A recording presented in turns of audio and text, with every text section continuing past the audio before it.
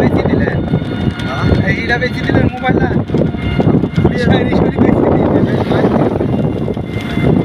খুলি রেখে দিয়েছেন মোট পাল্টাবেন নাকি মোট পাল্টে আমাকে দিয়ে নেবেন ঠিক আছে মেলা খরচ হয়েছে কত খরচ হবে ডিসপ্লে আর বোর্ড একসঙ্গে ক টাকা লাগবে আবার 3,000 টাকা আবার তাহলে 3,000 আমাকে আবার দিতে হবে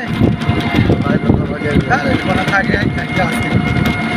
ওরা দিয়ে দিয়েছে ভাই আমি বুক আসতে না না আমার দরকার না মোবাইলে ফোন করতে হবে সবসময় তো